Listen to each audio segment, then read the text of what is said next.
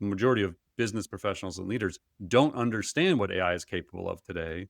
So it becomes very abstract for them to envision roles, skills, and traits that will be difficult for the AI to do in the future. So this base premise that well, you just got to figure out what the AI can't do. Well, most people aren't capable of doing that. Mm, Like yeah. we think about this stuff all the time, and sometimes I struggle to think about what it can't do. Welcome to the Artificial Intelligence Show, the podcast that helps your business grow smarter by making AI approachable and actionable. My name is Paul Raitzer. I'm the founder and CEO of SmarterX and Marketing AI Institute, and I'm your host. Each week, I'm joined by my co-host and Marketing AI Institute Chief Content Officer, Mike Kaput, as we break down all the AI news that matters and give you insights and perspectives that you can use to advance your company and your career. Join us as we accelerate AI literacy for all. Welcome to episode 155 of the Artificial Intelligence Show. I'm your host, Paul Raitzer, along with my co-host, as always, Mike Kaput. We are recording Monday, June 23rd, 10:30 a.m. Eastern Time. There was a lot to talk about last week related to jobs and CEO memos and acquisition attempts. Like it was kind of like a soap opera-esque week in AI last week. So no major model news, I don't think, Mike, last week, but we have a lot to cover when it comes to like what is just becoming a pretty crazy period in AI with the efforts by all these labs to drive acquisitions and of talent, of companies. It's just kind of crazy. So we're going to do our best to unpack all that, give you a little background on some of the people that are now in the AI news that maybe you haven't heard of before, maybe some names that we haven't talked about too much on the podcast. But we'll do our best to provide some perspective because I think a lot of these people matter, the companies that these labs are going after matter, and we'll try and help you understand what is going on. I know when I was preparing this morning, I was like, geez, oh man, like Yeah. just digging back into like trying to explain who these people are and why they're significant and the different relationships they have going back over the last 15 years and who knows who. It's pretty wild. Okay, so with all that, this episode is brought to us by MAICON 2025. This is our flagship in-person event. This is part of Marketing Institute's event portfolio. So this is happening October 14th to the 16th in Cleveland. Again, this is the Marketing AI Conference. I started this event in 2019. So Marketing Institute I created in 2016. And then Marketing AI Conference, or MAICON, was our first big flagship event that we launched in 2019. So it is back for its, what, Mike, sixth annual, Yep. minus 1 year in the middle there for COVID. But we are back. We'll be in Cleveland at the Cleveland Convention Center, right across from the Rock and Roll Hall of Fame and Lake Erie and Cleveland Brown Stadium, at least for the time being. We'll see if the Brown Stadium gets moved in the next couple of years. But you can check it out at maicon.ai. It's MAICON.ai. It is a beautiful time to be in Cleveland. I've said this before. I think when we were talking about this, it is my absolute favorite time in Cleveland is fall. So if you haven't been to Cleveland during the fall, it's an amazing time to come and visit. So you can go learn about the agenda, the speaker lineup. There's a good portion of it already live. There's still some big announcements to be made about some keynotes and other featured main stage talks. So there's more to come. You can go check that out. Rates go up at the end of each month. So now is a great time to get in before the next rate increase. So again, go to maicon.ai. That is MAICON.ai. Join me and Mike and the rest of our SmarterX and Marketing Institute team in Cleveland, along with about 1,500 or so of your peers. Also, this episode is brought to us by our AI Literacy Project, which is a collection of resources and learning experiences where we're trying to accelerate AI literacy, and a couple free upcoming events to note related to the literacy project. We've got the AI Deep Dive webinar that I'm hosting on, I guess this is coming up on Wednesday, June 25th. So this is Google Gemini Deep Research for Beginners. I'm going to walk through a research project that I actually did for the podcast and show how it worked, show some of the features of deep research. So if you haven't done a deep research project yet, this is a great kind of intro for that. And then our next Intro to AI class, which we do every month, is coming up on July 9th. That will be the 49th edition of Intro to AI. We've had over 35,000 people register for that series since 2021.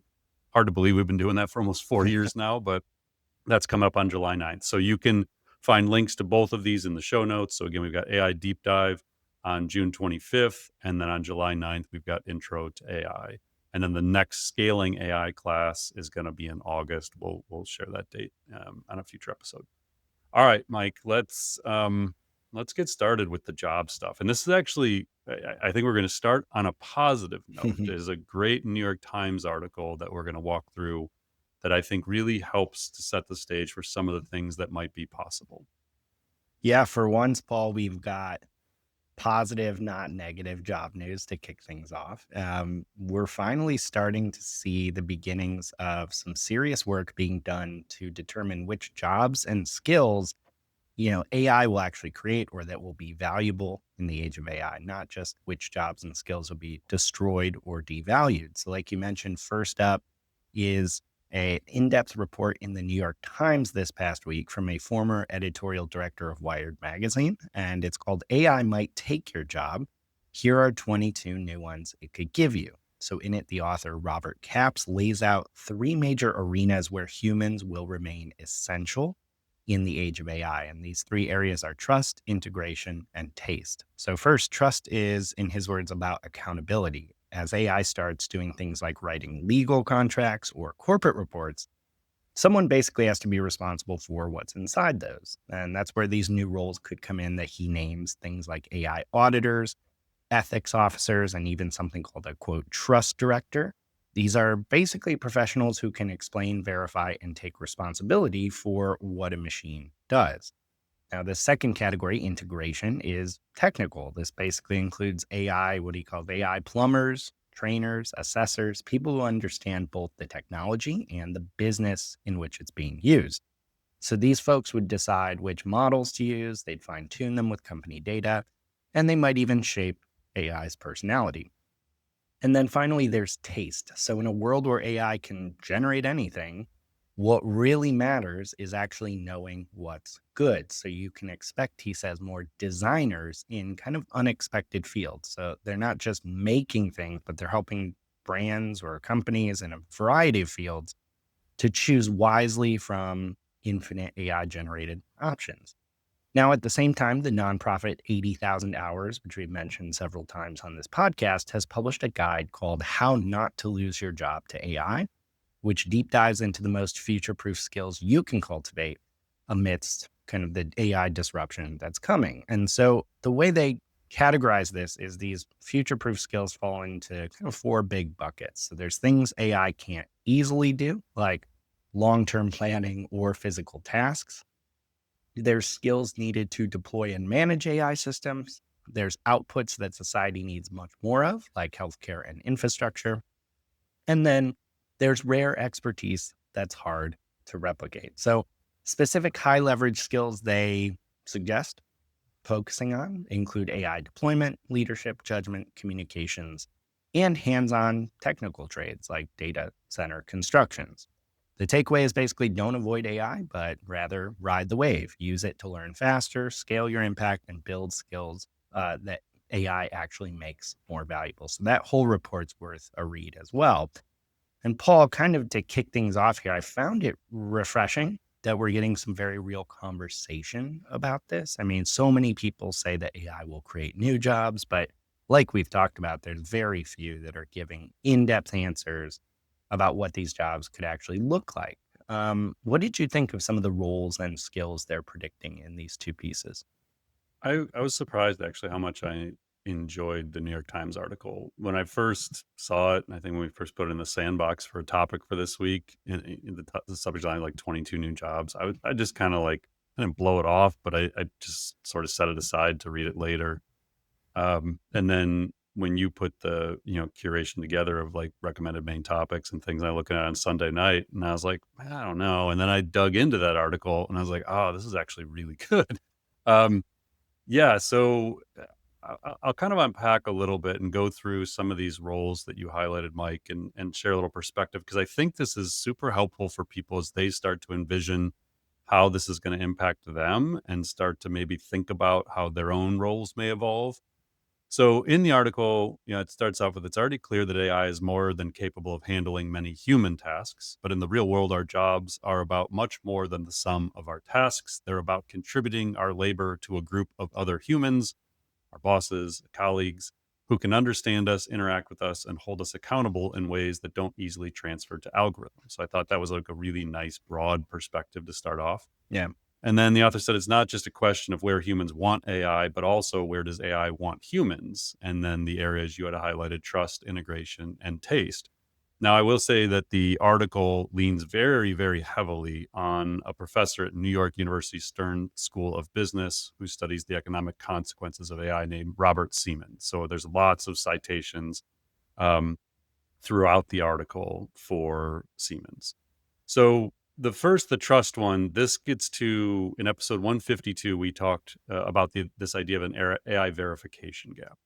And so the article leads off with this story about how the author tried first to write this article using ChatGPT's deep research, and that the deep research product produced a pretty good output, something that might actually be enjoyable for a reader to read and propose some potential new jobs that could be created. But then the author wrote, quote, "You're being paid," like why he didn't use that basically. He said, "You're being paid to be responsible for them, the facts, the concepts, the fairness, the phrasing. This article is running with my byline, which means that I personally stand behind what you're reading. By the same token, my editor is responsible for hiring me," and so on. A type of responsibility that inherently can't be delegated to a machine. So this goes to what we talked about on, I think it was 152.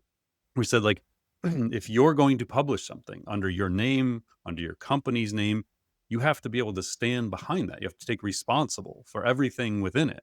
And so that becomes foundational to this idea of trust. The author went on to say everyone who tries to use AI professionally will face a version of the problem. The technology can provide astonishing amounts of output in an instant, but how much are we supposed to trust what it's giving us and how can we know? So, under the trust umbrella, he writes that there's a whole new breed of fact checkers, compliance officers for legal documents, reports, product specifications. I would add analytics reports, research reports, contracts. All of these are going to be written or supported by AI, but humans have to verify them. So you identified a couple of these, Mike, but some of the jobs specifically related to trust, and I there wasn't a single job that the author put in here that I didn't see the potential for. Like I think that's important to Right. say, and I think you look at it through the lens of what your profession is. So you may look at these as sales, customer service, marketing, executive, whatever it is, but they actually apply to everybody, I think. Like they're not like so specific that you couldn't imagine some element of this. So AI auditors are people who dig into the AI to understand what it's doing, why, and then can document for technical, explanatory, and liability purposes. An AI translator, someone who understands AI well enough to explain its mechanics. Trust authenticator, trust director, an AI ethicist, build chains of defensible logic that can be used to support decisions. So the more we rely on these things for decision making, that someone can verify why we made the decision we did and how AI supported that decision. A legal guarantor, I think this is going to be critical, especially in like highly regulated industries, legal industries, things like that. Someone who provides the culpability that the AI cannot. A consistency coordinator. So the author writes AI is good at many things, but being consistent isn't one of them. So you have to kind of oversee that consistency. And then an escalation officer, where the preferences writes the preferences will almost certainly also require someone to step in when AI just feels inhuman, which I actually really like. It's the idea of if you're relying on these things from a customer service perspective to interact with your customers, and the AI isn't providing the level of empathy or understanding that's needed, somebody's got to step in. And so these might not be the actual titles, but you can start to see the importance of these things. On the integration side, the author writes, given the complexity of AI, many of the new jobs will be technical in nature.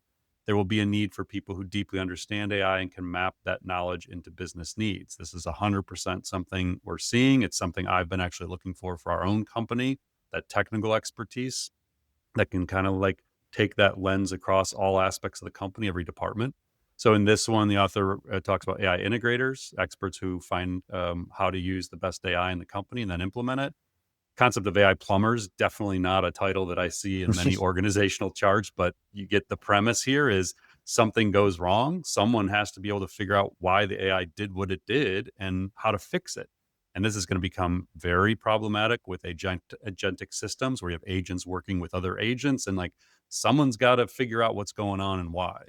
You have AI assessors where they evaluate the latest and greatest models and figure out how to impact operations, products, services. And again, you can start to see this may be like a head of AI, a chief AI officer, and these may actually be part of their job description to like Mm, fill these specific roles, not individuals necessarily doing each of them. um, an AI trainer that finds the best models and figures out how to integrate data into it. A personality director. I think this one's actually kind of interesting on the marketing and customer service side in particular, where you're going to have AIs that interact with customers, prospects, partners. What personality does that AI take on? Is it friendly? Is it sarcastic? Is it helpful? Is it very professional and formal? Someone's got to decide these things because you can steer the AI to behave in certain ways. And then AI human evaluation specialist, where someone who determines where AI performs best, where humans are either better or simply needed, and where a hybrid team might be optimal. Now, on the integration front, one interesting thing from over the weekend was Adam D'Angelo, who's the co-founder and CEO of Quora, actually tweeted something along these lines where he was hiring an AI automation engineer. So I think I'll play this out for a minute, Mike, because I think this is kind of interesting to show where this goes. So this tweet got a lot of attention from some of the AI people that I follow closely on X. And so I was like digging into it over the weekend. So Adam D'Angelo, and as I let off this podcast, we're going to throw some names at you that may not be super familiar, but it's important, the context of all these people. So Adam D'Angelo joined the OpenAI board in 2018 and voted for Sam to be ousted as the CEO in 2023, and then remarkably was actually the only surviving board member after Sam Altman returned to OpenAI. So he sits on the board for Asana, which is run by Facebook co-founder Dustin Moskovich, which is a friend of his. D'Angelo is a high school friend of Mark Zuckerberg, who actually joined Facebook shortly after it was founded in 2024. So February 2024, thefacebook.com launched. D'Angelo joined in June 2024. He went on to became the CTO of Facebook for a couple of years from 2020 or 2006 to 2008. And then he founded Quora in 2009. So this is a major player in Silicon Valley, heavily involved in lots of the AI components that are going on. And so he shared the job posting. And I think this is a posting you're going to see a lot of. You're probably going to see these people hired in your company. So he said, we are opening up, this is his tweet. We'll put this in the show notes. We're opening up a new role at Quora, a single engineer who will use AI to automate manual work across the company and increase employee productivity. I will work closely with this person, he's saying, as the CEO. About the team and role, if you go to the link, it says we're hiring our first AI automation engineer to lead how we apply AI internally across the company. This is a unique opportunity to shape how LLMs become embedded in our daily operations. Your goal will be to automate as much work as possible, increasing our productivity and improving the quality of products, decision making, and internal processes. You'll work closely with teams across the organization to identify high impact problems and solve them, continually assessing new potential as frontier model capabilities instantly improve. Also says this role is ideal for an engineer who's curious, pragmatic, and motivated by real world impact, not just research. You will lay the groundwork as for how we approach internal AI applications with a focus on utility, trust, and constant adaptation. Then goes into talking about how they're going to collaborate with the different teams and integrate this stuff and act as a high trust owner of systems and stay updated on the latest models and tools. So the way this actually caught my attention, I don't get alerts from D'Angelo. I don't think. I actually saw it from Aaron Levy of Box was the first time I saw it. And he replied to that post and said, companies going AI first should dedicate some talent that knows what AI is capable of to be in the trenches to design next gen workflows. AI moves fast. It's hard to decentralize this knowledge yet, but people are going to jump on this. And then I actually replied to Aaron and he replied to me where I was like, hey, this is great, but we can't just centralize this on individuals. This has to be, we have to empower leaders and professionals through education and training. Plus change management is essential. And Aaron actually replied and said, yeah, I do, 100% right. So that's the integration side sort of played out. And I think that's a role that you're going to see. And then the final one, Mike, was taste. And this is something you and I just talked about. I think it was last week we were Yeah. talking about this idea of taste. And so the author says it will remain a human's job, of course, to tell the AI what to do, but telling AI what to do requires having a vision for exactly what you want. In a future where most of us have access to the same generative tools, taste will become incredibly important. It says when creative options are nearly limitless, people with the ability to make bold, stylish choices will be in demand. Knowing what you want and having a sense of what will resonate with customers will be a core human role in developing products. And then they relate it to like designers and people who have to like marshal creative choices to desired outcomes. And then he talks about this idea of designers for products, articles, the world models, HR, and the role it'll play in creative decision making. They talk about a differentiation designer when everybody has access to the same tools. How do we execute it differently? And then it says designer may end up being the preferred nomenclature, may not end up being the preferred nomenclature, but it's useful, signifies the shift. More and more people will be tasked with making creative and taste decisions, steering the AI where they want it to go. Um, and then a couple quick thoughts on the how not to lose your job thing. Um, as you said, like what I really like, Mike, is that we're starting to see people being proactive now Yeah. about trying to figure out what comes next. So this is why, like in our jobs GPT tool, where I built in the forecast new jobs function. And if you're not familiar with that, we'll drop the link in, but it's just smarterx.ai/jobs GPT. And so the whole premise is to try and actually project out where this goes. So in this article, talk about AI drives down the value of skills it can do, the AI can do, but it drives up the value of skills it can't because they become the bottlenecks for further automation. Now, the note I had when looking at this one, Mike, is the majority of people, the majority of business professionals and leaders don't understand what AI is capable of today. So it becomes very abstract for them to envision roles, skills, and traits that will be difficult for the AI to do in the future. So this base premise that like, well, you just got to figure out what the AI can't do. Well, most people aren't capable of doing that. Mm, Like yeah. we think about this stuff all the time, and sometimes I struggle to think about what it can't do. So the few skills that I thought were universal here is deploying AI. So AI makes people who can direct it more powerful. The messier parts that AI can't do become the bottlenecks. Leadership skills, management, strategy, and research taste are messy tasks AI struggles with, but AI gives leaders more influence than before. Communications and taste. Again, taste is like going to be like the word of 2025. I'm starting to feel like.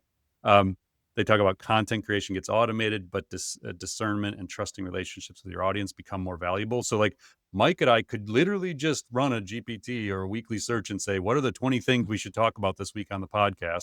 Pick those things, and then have AI write summaries on them. Like Right. this is the example. I'll give that super practical, and I can promise you there are podcasts right now that are probably doing quite well that do that exact thing. They Guaranteed. literally just have AI tell them what to talk about. We do not do that. This is literally me combing through 250 sources a week. My taste of like, here's the 50 things I think we might want to talk about. Mike's taste of here's the 3 things I think are the main topic and the 7 to 10 rapid fire items. And then what context we provide to those things. Like it is completely human curated stuff. Hmm. And so that ability becomes more and more important when everyone has access to the same technologies. And then the complex physical skills is another area. So um, overall, like I think the articles are both really good. Like these are really good things to get you thinking about where this goes and what some things might be relevant to your job, your company, your industry. But it also shows like you can't wait for someone else to show up and figure this out. Like you've got to deeply understand what AI is, what it's capable of today, where it's going in the next couple years. You have to experiment with the new models as they come out, play around with deep research, test a reasoning model if you haven't, build a GPT, build a notebook LM notebook. Like you've got to do these things and challenge yourself to keep learning and growing so that in your profession, in your company, you're at the frontier of figuring out what comes next.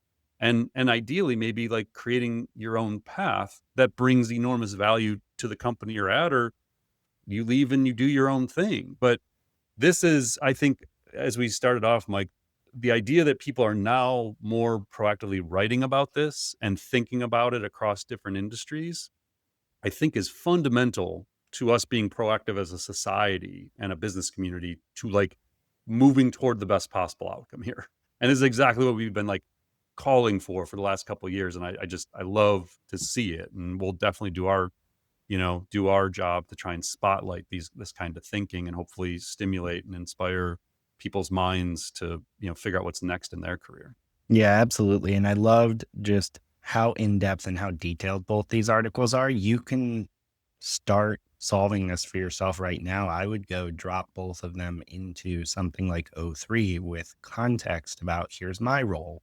Here's what I'm thinking about my job. Here's what my skill sets are. And I bet you could pretty quickly start triangulating on which of these skills might be complementary to what I already do. What might I be really good at in kind of these AI forward skills and jobs, and start building out your own kind of roadmap.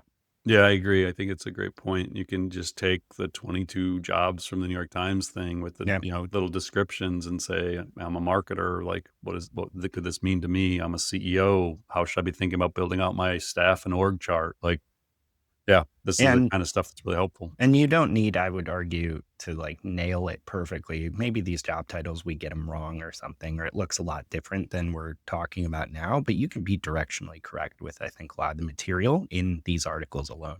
Yep. All right, Paul, that's enough positivity here. So Get back to the job.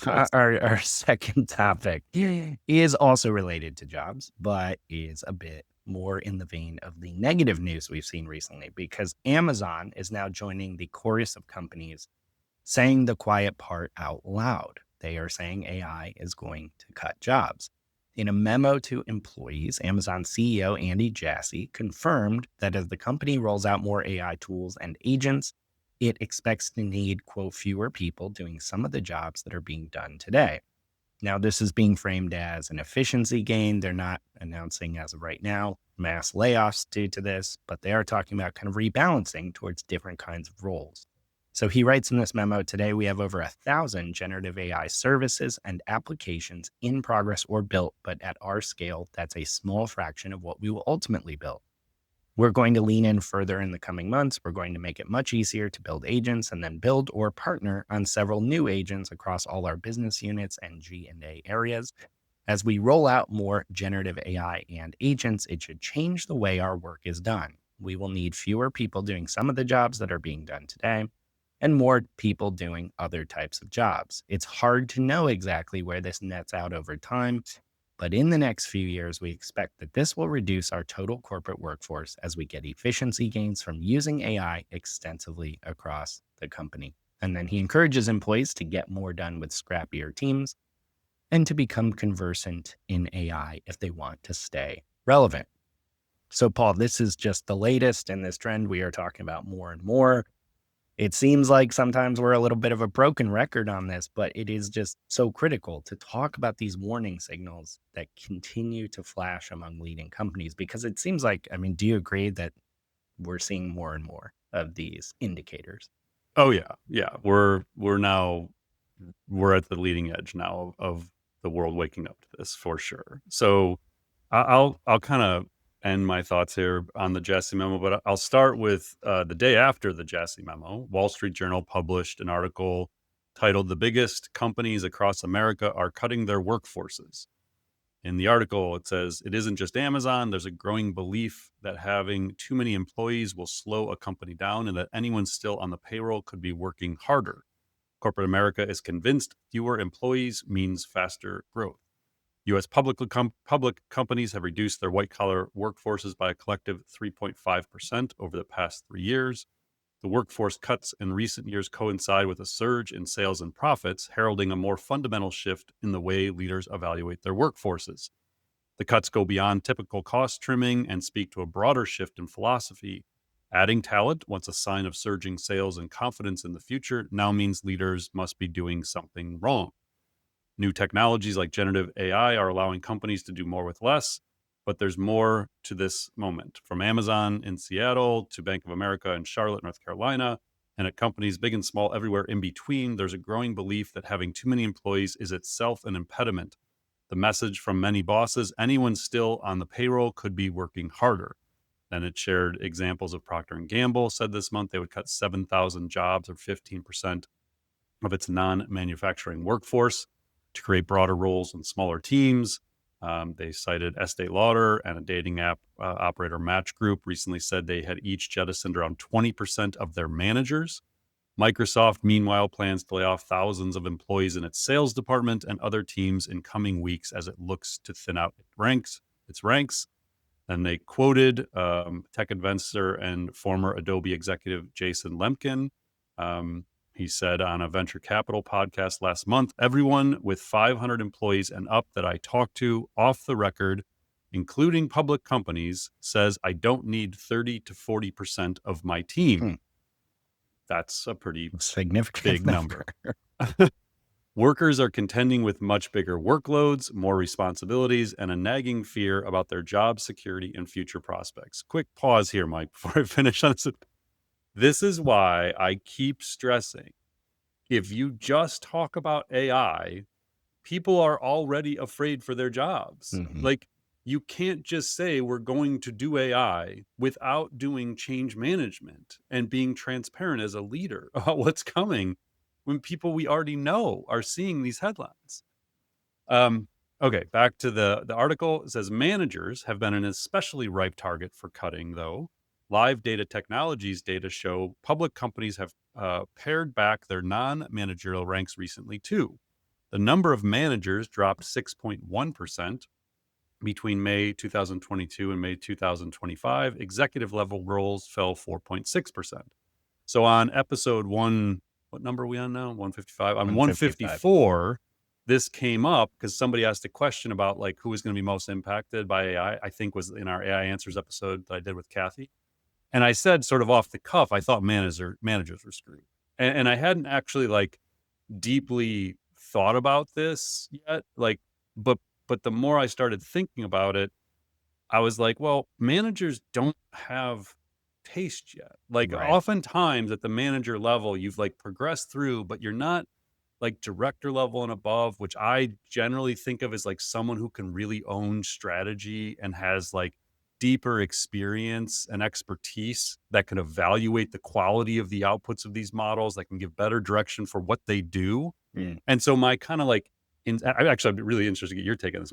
My instinct, and this has shifted. This was something that like started shifting me mentally last week. Was maybe entry levels gonna have a little bit better time in the near term because they can work with the models to do the outputs, but they need someone with taste and expertise to tell them what to have the models do. Yeah. And then you need someone who can assess the output, which needs to be someone with taste and expertise. Yep. And so who gets squeezed in that is like the middle manager who maybe doesn't have that yet. Like, do you have any reaction to this, Mike? Like who do you think might be most impacted? That makes perfect sense to me. I tend to think of it, at least in the near term, as almost a barbell, right? You know, those entry level people on one end who, with the caveat, as long as they're actually mastering AI and bringing that to the table, it's just inherently cheaper to have them do all the stuff with AI that we'd want to enable. And then at the other end of the barbell, yeah, there's people that have the intangible, the taste, the strategic outlook that can be the AI verification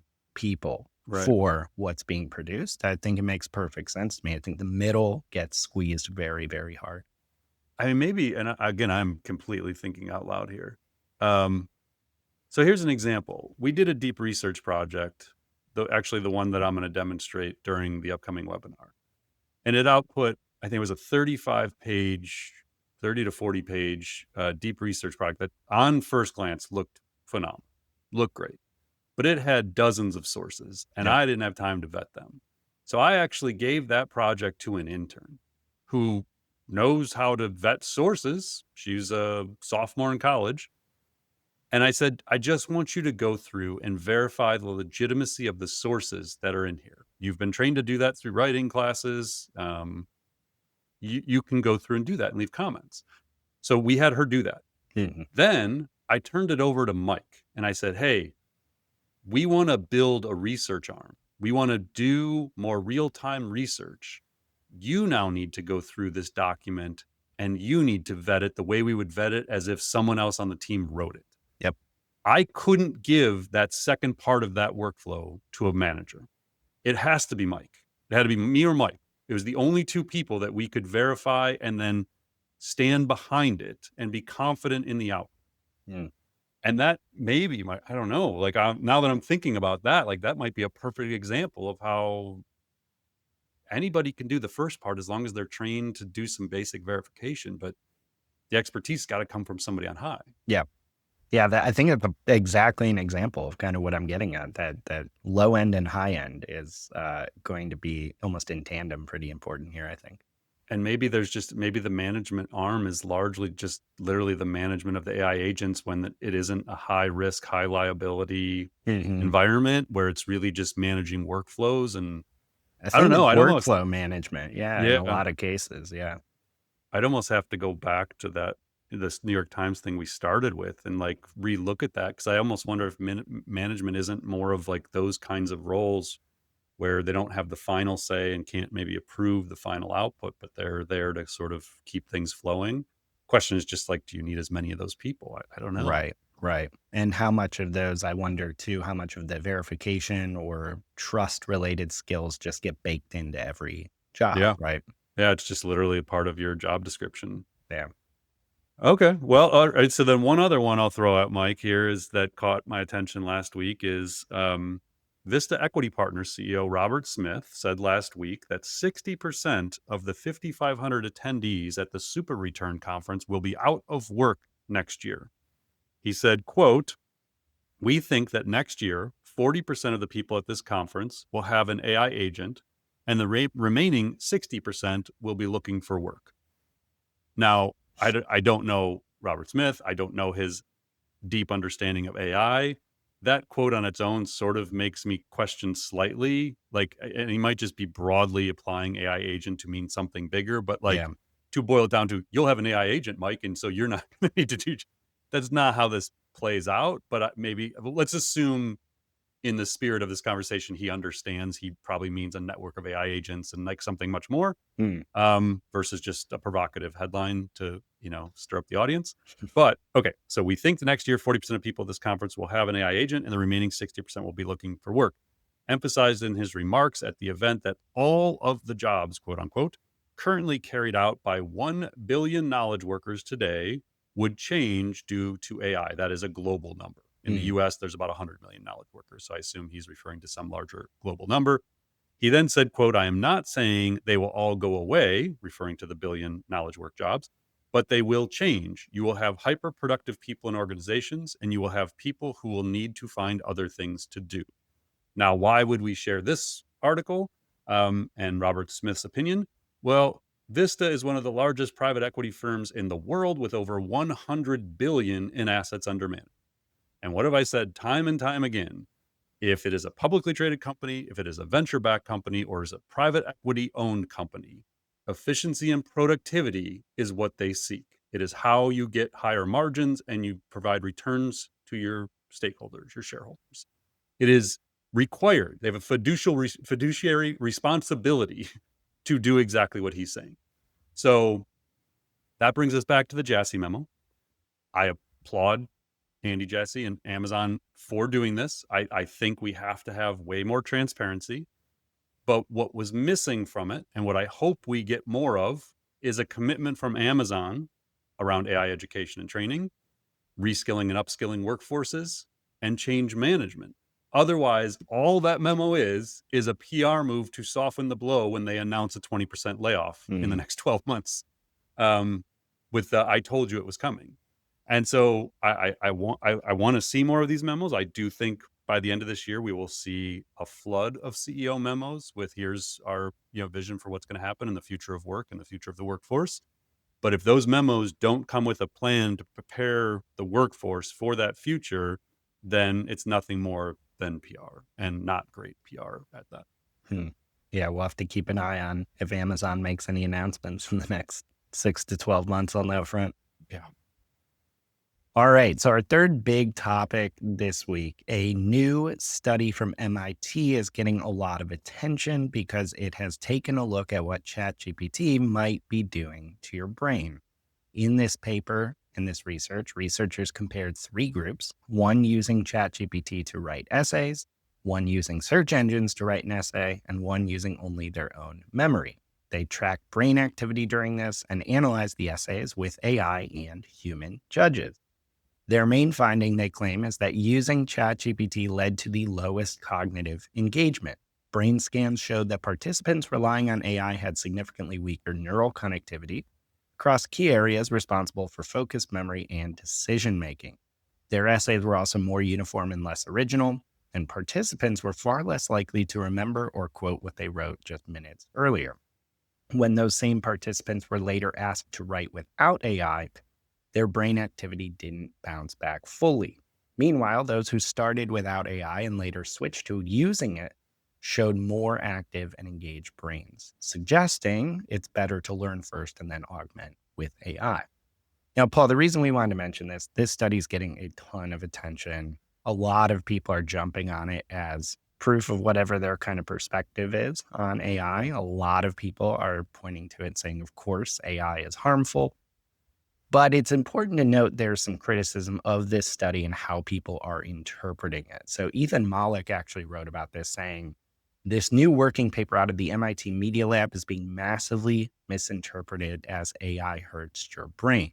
It is a study of college students that finds that those who were told to write an essay with LLM help were unsurprisingly less engaged with the essay they wrote, and thus were less engaged when they were asked to do similar work months later.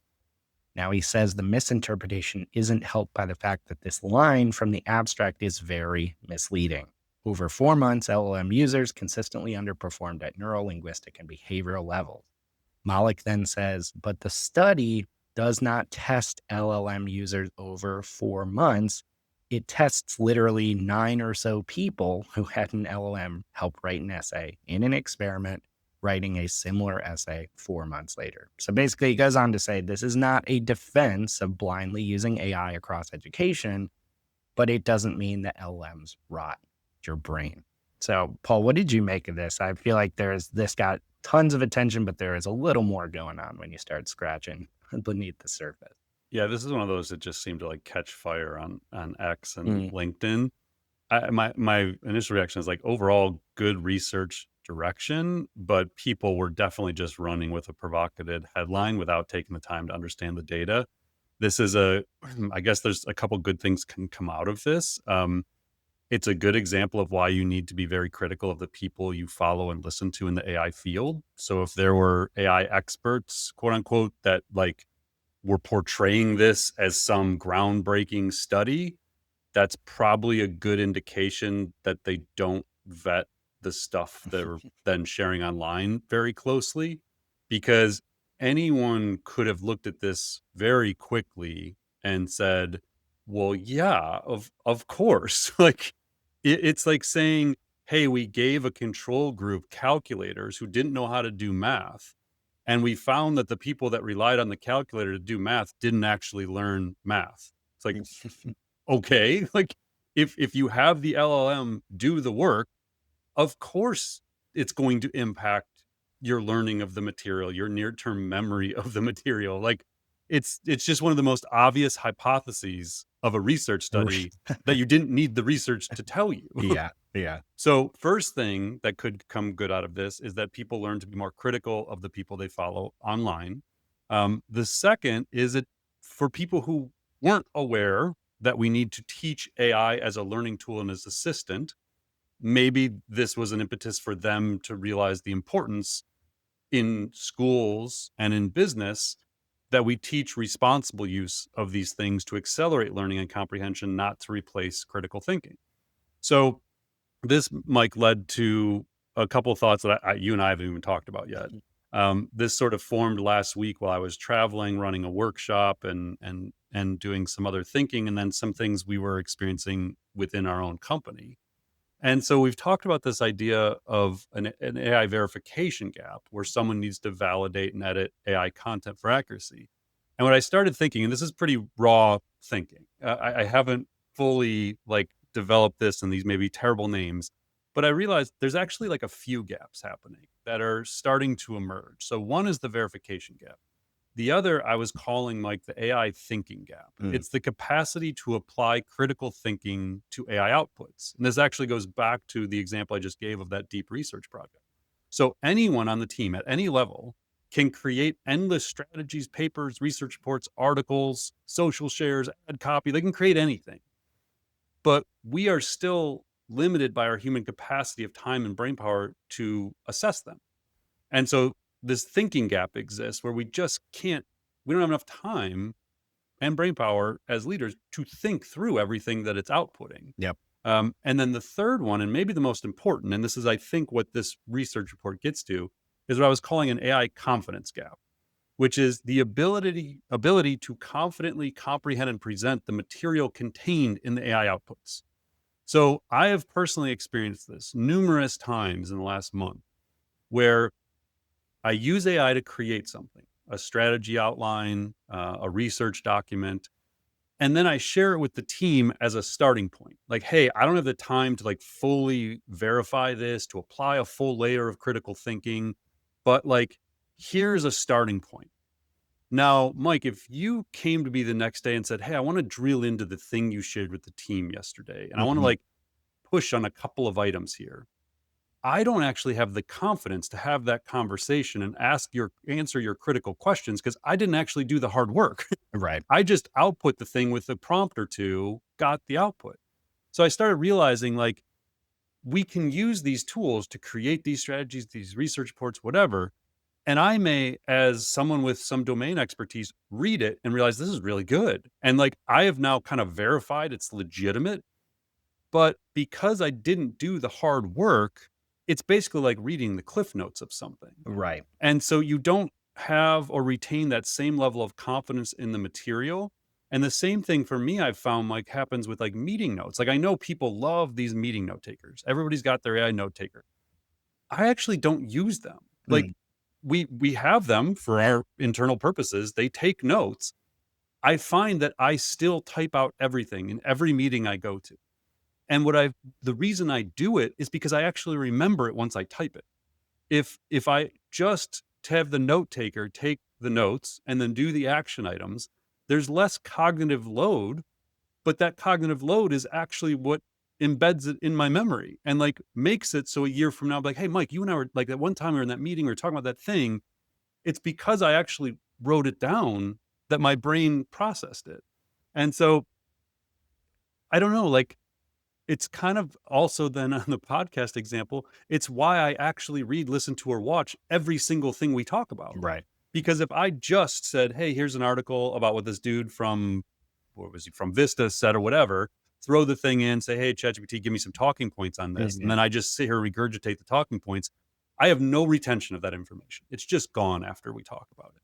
So I actually still read everything. I copy and paste excerpts. I look at those excerpts. I boldface key components to make sure I say on the podcast because the retention of the information, my ability to connect the dots on the related data is near zero if I don't actually do the work. And so AI verification, AI thinking, and AI confidence gaps start to become like these fundamental things that actually impact me working with the AI, this like human plus AI concept. So I don't know. Again, I'm just like sharing this out loud, but I don't know if you have any take on that, Mike, or like disagree or I have love this anything else to think framework about. a lot, and I think, like, you can apply it it goes really well with what we were talking about. If you're one of those people that are, like, in that manager category that we're suspecting could be in real trouble here, I'd pay really close attention to this because even, like, this study alone is a microcosm of it. Like, if you were the intern, you might be really good at using AI to give me a brief about this paper, which is 200 pages long, and like do some basic verification. But it's my job to then say, well, no, I'm going to go read the methodology. And it turns out this study is based on 54 people. And Right. like, that's okay. But using the pattern matching and the taste or critical thinking, whatever we want to call it, that I've developed, having read through dozens, if not hundreds of these studies and have to parse through them at different times in my career, I can then bring that to the table and say, well, okay, let's take some things with a grain of salt.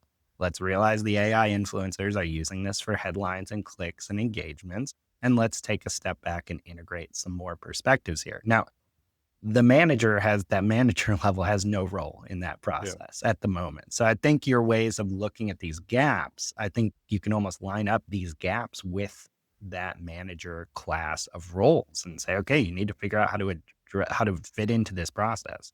Yep.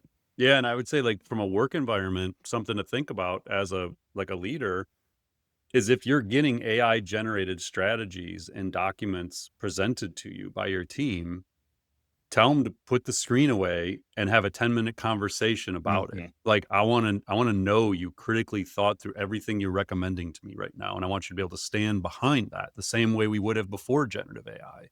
And so it's just something to think about. It's like we want our employees using these tools 100%. Like, we Yeah. want the speed and we want the outputs.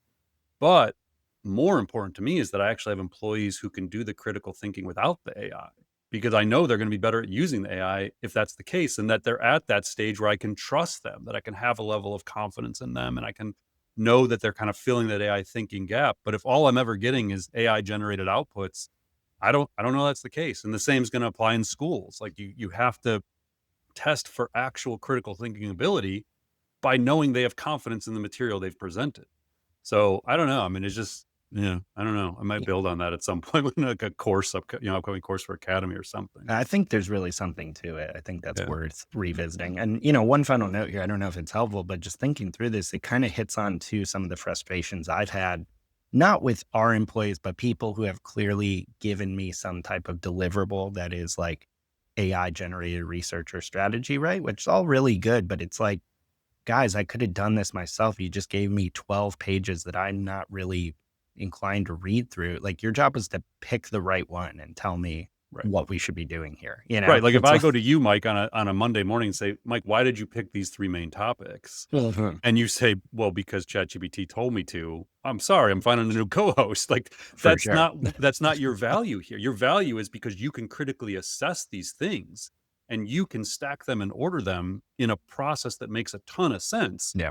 That I have confidence in your ability to do that better than anybody. And, like, that's the value. That can't be replaced by AI. Yeah. Yeah. No, I think there's a whole framework or system here Yeah. to kind of evaluate jobs through this lens is really useful to consider moving forward. All right, cool. We'll All keep right, going on it then. I won't bury it. All right, let's dive into rapid fire topics this week. So, first up, we reported on episode 153 that Meta bought a 49% stake in AI data labeling company Scale AI. They hired away essentially its CEO, Alexander Wang, to head up their new super intelligence lab. And now there appears to be some fallout from that deal. So, according to some new reports from Reuters and Bloomberg, Google, Scale's biggest customer, is starting to cut ties with them.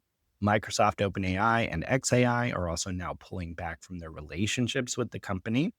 And the reason may be because of Scale's business. It supplies highly specialized human labeled data that companies use to train their most advanced AI models. So that means this company gets a deep visibility into what AI labs are working on. And with Meta now basically owning half the company, it seems like competitors fear their research pipelines could be in some way exposed here. Now, OpenAI, for one, says its split was already in motion, but Meta's deal has kind of sealed it.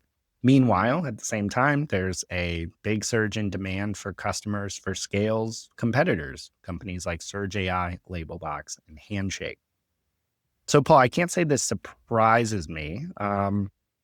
This can't be surprising to either Meta or Scale, I would imagine either. I can't help but wonder here, like, did Scale's CEO just basically like exit his company? Because it seems like their customers aren't going to be wild to work with them after this. Yeah, there's no way that Meta and Scale didn't know the other labs would leave. Like, Yeah. that is, again, kind of one of the most obvious things you could possibly connect the dots on here. My question is, what is the $29 billion valuation for if you knew all those Mm. companies were leaving? Yeah. If all your revenue is gone eventually. Yeah. So if you had a $15 billion valuation, you throw the 14 billion investment from Meta, get you the $29 billion valuation of what? Like, what is going to be left of the company when all the major labs are gone? So I have no idea. Like that is, it's just bizarre at that point. So um, I don't know what Meta was buying other than just the CEO and some of the other top leaders. And again, my guess here is like they just couldn't do the acquisition Yep. because of regulations and oversight from the government, and so they were willing to just basically run the company into the ground and acquire the top talent for $14 billion. The other thing I'll add here is I'm still, I think I'm on like chapter 12 or 13 of Karen Howe's Empire of AI, which just gets better with every chapter. And if you want to understand Scale AI's business model and how these models are trained, Karen has an entire chapter dedicated to it. It's extremely enlightening if you're unaware of how this all works and what their business model is. So I would just highly recommend Empire of AI if you want to go deeper on this stuff. All right, next up, some more Meta related news, but not just Meta. We've got Meta making some big AI talent and acquisition moves beyond Scale AI, and Apple is considering a big move as well. So, first, Meta. According to a recent interview with Sam Altman, Altman said Meta had been trying to lure OpenAI top talent with offers that went up to $100 million signing bonuses. He said so far, none of the company's best people have taken the bait. Meta is also reportedly in advanced talks to hire Nat Friedman and Daniel Gross, two of the more respected investors in AI. As part of that deal, which could likely be over $1 billion, Meta would also buy out a chunk of their venture fund, which holds stakes in some of the most valuable AI startups in the world. Gross would leave his post as CEO of Safe Superintelligence, the startup he co-founded with former OpenAI chief scientist Ilya Sutskever. And interestingly, it has also come out that Meta tried to acquire Safe Superintelligence outright and failed. Now, Apple. Apple is also exploring a bold move here. They are considering, according to some reports, buying Perplexity, which is the AI-powered search engine. According to Bloomberg, top Apple execs have discussed making a bid, but it's still early days and no offer has been made yet. So one big reason here for their interest, Apple's $20 billion a year deal with Google, which makes Google the default search engine on iPhones, is under threat from a U.S. antitrust case. If that falls apart, Apple needs a backup plan. Buying Perplexity could give Apple not just new AI talent, but also a shot at building its own AI search engine. Apple's also floated the possibility of just a partnership, which would integrate Perplexity directly into Siri. Now, apparently, Meta tried to buy Perplexity earlier this year and ended up investing in Scale AI instead. Samsung is reportedly close to a deal of its own with Perplexity. So there's definitely some moving pieces here. So, Paul, first, what do you think of Meta's attempts to go so far as to spend all this money to acquire AI talent? And then what about Apple and the others trying to buy Perplexity? I mean, it doesn't speak very well to the existing talent within Meta and Zuckerberg's previous confidence in their ability to be a major player. So I think it looks like a desperation of we're just going to spend whatever we spend to get the right people in. Yeah. Who knows if that works? Like in professional sports, it usually doesn't work that you just go get like the four highest paid guys and throw them together and hope they figure out how to work together as a team. These are huge, huge egos. There's a lot going on here. Reporting to one of the biggest egos in Silicon Valley and Zuckerberg, like, I don't know. So there's a lot of questions just around their overall strategy. But at the start of the podcast, I alluded to like the AI soap opera, and let's dissect that for a minute and get your scratch pad out here if you want to follow along at home. So CNBC reported, as you said, like Meta recently tried to acquire Safe Superintelligence, the AI startup launched by OpenAI co-founder Ilya Sutskever. According to sources familiar with the matter, when Sutskever rebuffed the offer, which, by the way, I can never imagine Sutskever working for Zuckerberg, Zuckerberg moved to recruit the startup's CEO and co-founder, Daniel Gross, instead. Meta now plans to hire Gross and former GitHub CEO Nat Friedman, as you said, and take a stake in their venture fund to beef up the company's AI team. Okay, so who is Daniel Gross? Let's start there. In 2010, Gross was accepted into the Y Combinator program. At the time, he was the youngest founder ever accepted. Just for a little background here, Sam Altman became the president of Y Combinator in 2014, but already had a relationship with Y Combinator back in 2010. So there's some crossover there. Gross launched a company called Greplin, a search engine, along with a guy named Robbie Walker. Greplin was designed to allow users to search online from one location without checking. In 2012, Greplin became Q. It was rebranded CUE and launched additional predictive search features. Now, this is an important note. In 2013, Apple acquired Q for an undisclosed amount of money reported to be between 40 and 60 million. They then shut Q down, and shortly after, Gross joined Apple as a director focused on machine learning. So now we have Gross creates Q, sells it to Apple, becomes an executive at Apple focused on, or director focused on machine learning. In 2017, Gross joined Y Combinator as a partner, where he focused on AI. So 2017 is the year the Transformer was invented by the Google Brain team, which became the basis for generative pre-trained Transformer 1, GPT-1 at OpenAI. Altman was running Y Combinator at that time. So in 2017, OpenAI was 2 years old, but Sam was still functioning as the president of Y Combinator. He had not had his blow up yet with Elon Musk that led to him becoming the CEO of OpenAI. 2021, Gross and Nat Friedman start making significant investments in the AI space, as well as running a program to build AI native companies called AI Grant. And then in June 2024, he co-founds Safe Superintelligence with Ilya. So that's Gross. Who is Nat Friedman? In 2011, Friedman co-founded XRM. I don't know how to say that, where he became the CEO. In 2016, that company was acquired by Microsoft. Then in June 2018, announced a Microsoft's $7.5 billion acquisition of GitHub.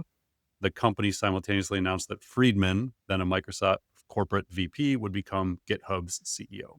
So these are two major players over the last 15 years in the AI space with connections to Apple, OpenAI, Microsoft, Meta. So then the information reports that Friedman has been involved with Meta's AI efforts for at least the past year. In 2024, May, he joined an advisory board to consult with Meta's leaders about the company's AI technology and products after early running GitHub from 2018 to 2021.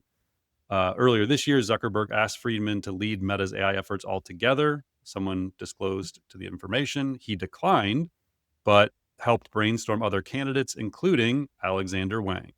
While Zuckerberg was skeptical Wang would leave Scale, Friedman convinced him a deal was possible. So they obviously know each other, back channel some stuff. So he is currently expected to report to Wang. So here we have Friedman now reporting to Alexander Wang, who's only in his 30s, if I'm not mistaken. I think he may actually be 28. Oh, is that right? Yeah, Okay. yeah, he's super young. So Friedman is 20 years, Wang is 20 years his junior. Both men will be part of a group of Meta leaders that Zuckerberg refers to as his management team, or M team. Friedman and Gross have invested in some of the buzziest AI startups, including Perplexity. So that leads us to Apple. So Apple, it came out in Bloomberg, may be in the market for an acquisition as well. I've said many times, I thought Apple had to make an acquisition. This is like, it's just not working with only Apple homegrown technology. So this article reports that Apple and Meta have been waging a broader fight for talent. Meta recently engaged in discussions to hire Daniel Gross, the co-founder of Safe Superintelligence. While discussions between Meta and Gross are advanced, Apple has attempted to persuade him to join it instead. So Gross, who sold his company to Apple in 2013, Apple is trying to recruit against Zuckerberg. So in 2013, he sold Q. But when he joined Apple, that purchase of Q helped form the basis for the early AI features in iOS, the operating system of the iPhone.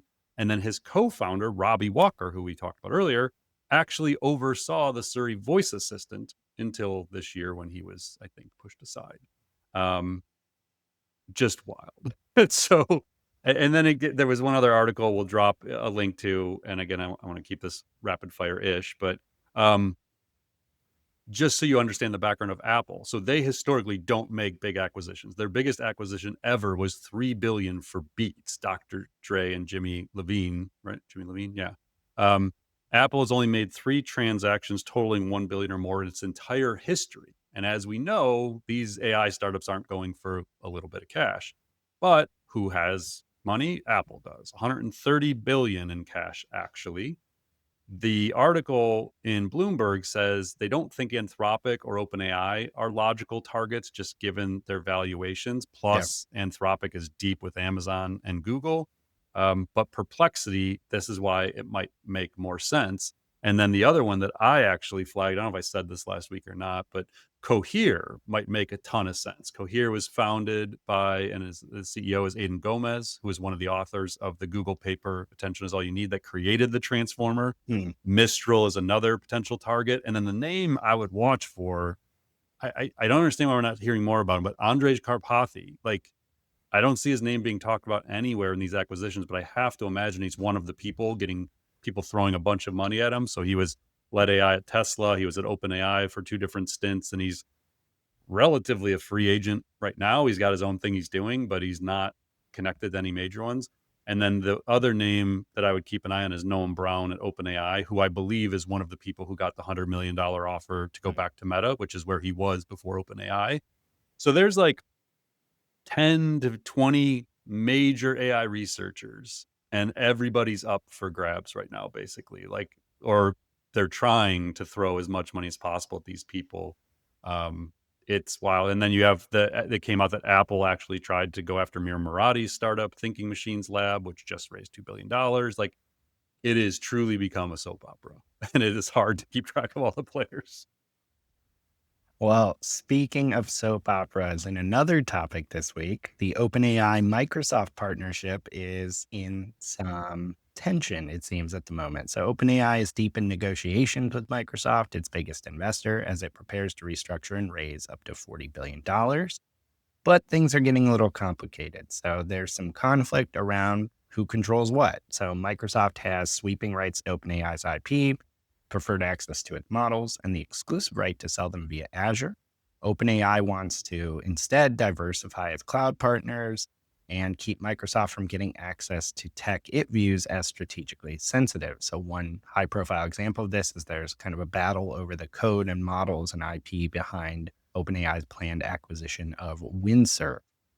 OpenAI wants Microsoft to trade its share of future profits that are in place at the moment for a 33% equity stake in its new for-profit entity. It wants to cut Microsoft's cloud exclusivity, renegotiate their revenue split, and exempt completely this possible $3 billion acquisition of Windsurf from IP sharing. So Microsoft does not necessarily want all these things. It wants access to OpenAI's tech even after AGI arrives, and they cannot even agree on what AGI means in the first place, because under their deal, Microsoft's rights end when OpenAI reaches AGI, but it seems like there's some confusion or some misalignment on what that term actually means. Now, what's kind of crazy here is tensions over these negotiations have grown so bad that OpenAI reportedly considered accusing Microsoft of antitrust violations, potentially going public with claims of anti-competitive behavior tied to their exclusive contract. So, Paul, that last bit seems particularly extreme. Are we headed for a messy OpenAI Microsoft breakup? It definitely does not appear to be what Sam and Satya presented as when they're together. Part of this, so interestingly, the Windsurfer one, just to go back to the previous conversation, the friction there is that the Windsurf acquisition competes directly with Microsoft's GitHub Copilot, Yeah. which is Nat Friedman was the CEO of Mhm. GitHub. Um, yeah, I mean, we could probably spend a bunch of time on this one. I won't right now, but again, I'm not getting paid to plug this book. But Empire of AI actually has a whole bunch of information related to the Microsoft OpenAI deal and relationship that I had never heard before. And so, if you want to understand the friction happening between those two companies today, y- I would go read the origin story of how that relationship came to be and some of the challenges they've been facing. It does a really good job of reporting on it. Definitely worth checking out.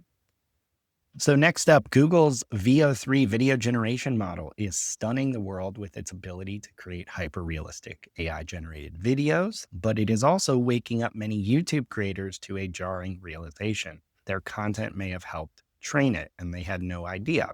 CNBC reports that Google has quietly been using its massive YouTube video library to train models like VO3.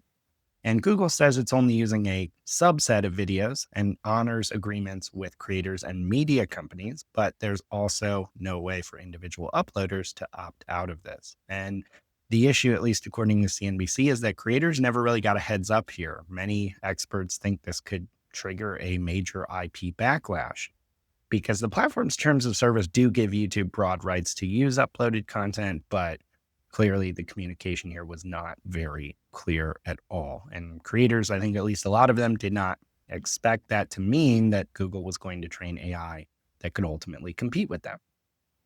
So, Paul, we've already started to see the effects of this play out. VO3 is absolutely able and willing to produce content that's a clear violation of IP, at least as of today. For instance, we were talking about, offline venture capitalist Olivia Moore posted a ton of examples of VO3 producing well-known characters from Disney properties. And we talked on episode 153 about Disney also suing Midjourney now for doing that exact same thing. I mean, it's certainly possible YouTube has all the rights to use the YouTube content, but that doesn't mean they can just reproduce IP like this, right? Yeah, I don't understand what's going on here. I think I said this on the last episode. I thought that they were trying to make an example out of Midjourney because it was an easier target Yeah. initially, but I don't. And I haven't seen any comments from either side. Like, I haven't No. heard Disney comment about VO3's capabilities. I haven't heard Google address the fact that they're able to do these things. It's quite bizarre, honestly. Like, I and I follow a number of like IP attorneys online, and I everyone just basically has the same approach of like, yeah, this seems totally illegal, but like Google's just doing it and nobody's stopping them. And um, I don't know. It's so bizarre, but I assume as this year goes on, we'll start to get a little bit more clarity into what's going on here. I'm sure there's a bunch of legal stuff happening behind the scenes. Maybe there's licensing deals being hammered out, and nobody's Mm. going to talk about it until they just knock out a licensing deal. I don't know. I mean, it is a fascinating topic, but we don't have any crazy insights right now more than what you can kind of read online. We're observing it like everybody else. Yeah, if someone has any more info there, I'd love to hear it because, in my research so far, I've not been able to find how they're allowed to do this slash how they're not getting sued for it. Yeah, and the answers you get from, like, the leadership in public it's just, like, non-answers. They're Yeah. just, like, these PR talking points where they talk around the question. It's very kinda, like, political in nature how they answer these things. All right, next up, HubSpot CEO Yamini Rangan has published a really great post on LinkedIn about AI's impact on search. Now, it's not very long, but I think she hits on some interesting points here. She said stuff like website traffic was a valuable metric correlated to growth. Now it may be a vanity metric. Search has been disrupted. Visits to your website are declining. She cites how AI overviews appear in 43% of Google searches, and when they do, organic CTR drops by nearly 35%. AI mode from Google, audio AI overviews, those are coming. They will cause clicks to collapse further. More buyers are using LLMs to find information. So she basically sets up this argument and then gives advice to marketers on what to do about it, including things like be everywhere and diversify your channels. Be specific with context, which means making your content deeply relevant and personalized to buyers, and starting to optimize for conversions, not clicks, which means focusing on how to convert more people and not focusing as much on how to get a ton of traffic. So definitely go read the whole post. It's a few paragraphs, but Paul, I thought this was like pretty sound advice. I think it's refreshing to see more leaders talking about this because I know it's a hot topic, but not everyone wants to admit that traditional search is in terminal decline. Yeah, and I mean, they obviously have a ton of data. Like, this is the key is, like, people that have access to lots of data, lots of anonymized data from customers, you can start to, like, truly see the impact. And for a company that has built itself around the idea of inbound traffic to a website and Yep. then, converting that traffic for her to come forward and say, this is kind of where it's going. I think it's important that people are listening and people that work with brands, people that work with agencies, you need to, as you start really moving into like late 2025 and into 2026 planning, deal with this reality. And you have to Mhm. start evolving your strategies as a result of it, diversifying your channels, where your audience is, go there. You can't all just have everything at the home base anymore and assume people are going to find you or you're going to be able to drive them there through organic traffic and paid search. So Yeah, I mean, that's like for us, like it was sort of serendipitously, like we fell into like the podcast as Right. our primary Right. platform because we just wanted to talk about it, and apparently, other people eventually wanted to listen to it and talk about it too, and so the podcast became our fastest growing audience by far.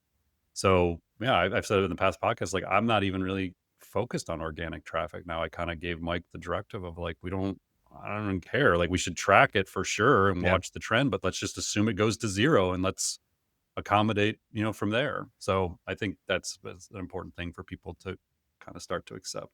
And I definitely sympathize with brands where this is a huge shift to navigate, and like it's not going to happen overnight, and you might not want to even admit it's happening. But I do like her advice that what do you have to lose by focusing more on conversions? Like you don't have to like overhaul everything overnight.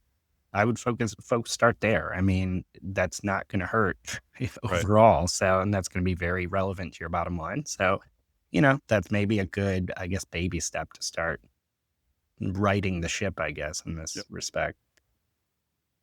All right, next up, the newly appointed Pope Leo the 14th is making AI a moral issue at the center of his papacy. So, just days after being elected, the American Board Pontiff stood before the College of Cardinals and drew a historic parallel.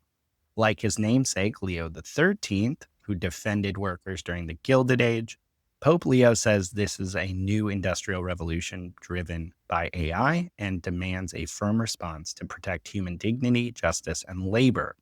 Now, for years, tech giants like Google and Microsoft have courted the Vatican, hoping to align their ambitions with the church's moral authority.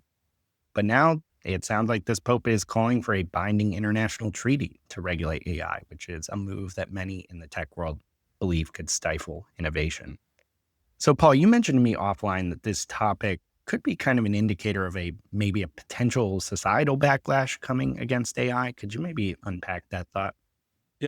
So I've talked about this a little bit when we talked about the namesake and like why he picked the name he did Yeah. and the church's relationship with, Silicon Valley to generally connect to like the technology world. And my kind of like assumption here is, as I've said, I think AI becomes a very political issue going into the midterm elections in the United States next year. So probably like spring of 2026, it starts to become a very real issue. Potentially sooner if the negative effects of AI start to take hold. I could see that happening sooner. We may see it played out through things like how people are reacting to like Waymos and Hmm. Tesla robo taxis, and it might happen in more prominent technologies at first.